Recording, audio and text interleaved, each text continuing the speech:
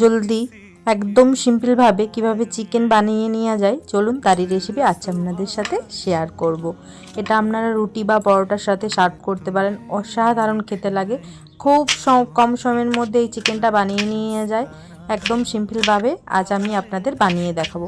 যারা কখনো চিকেন বানাতেও পারেন না বা বানাতে জানেন না, এইভাবে বানিয়ে দেখবেন, একদম খুব সিম্পলভাবে বানিয়ে নেওয়া যায়। চলুন, তার জন্য আমি প্রথমে পেঁয়াজ নিয়েছি, পেঁয়াজটাকে সরু সরু করে কুচিয়ে নিয়েছি। অবশ্যই আপনার পেঁয়াজটাকে একটু সরু সরু করে কুচিয়ে নেওয়ার চেষ্টা করবেন, ঠিক এইভাবে দেখুন। এরপর আমি একটা বোলের মধ্যে চিকেন নিয়েছি, আমি 400 থেকে 500 গ্রামের মতো চিকেন নিয়েছি। দিয়েছি 1 চামচ রসুন বাটা, 1 চামচ আদা বাটা, আর যে পেঁয়াজটাকে কুচিয়েছিলাম সেটাও ওর মধ্যে দিয়ে দিলাম কিছুটা পরিমাণে হলুদ গুঁড়ো, দিলাম লঙ্কা গুঁড়ো, দিলাম ধনিয়া গুঁড়ো, আর দিলাম কাশ্মীরি লঙ্কা গুঁড়ো। স্বাদ মতো লবণ দেবেন, আর আপনারা অবশ্যই স্বাদ মতো লবণটা দিয়ে রাখবেন, একবারেই যেহেতু বানিয়ে না। আর দিয়েছি কিছুটা পরিমাণে গরম মশলা, আর দিলাম 1 চামচের মতো সর্ষের তেল দিয়ে এটাকে আমি ভালো করে মাখিয়ে নেব। আপনারা অবশ্যই সুন্দর করে এটাকে ম্যারিনেটের জন্য ভালো করে মাখিয়ে নেবেন।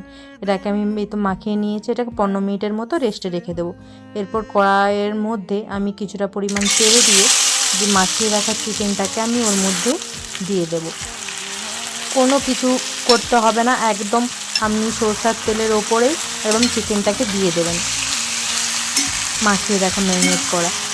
একদম সিম্পলভাবে আমি এইভাবে দেখুন নেড়ে নেব, আপনারাও নেড়ে নেবেন।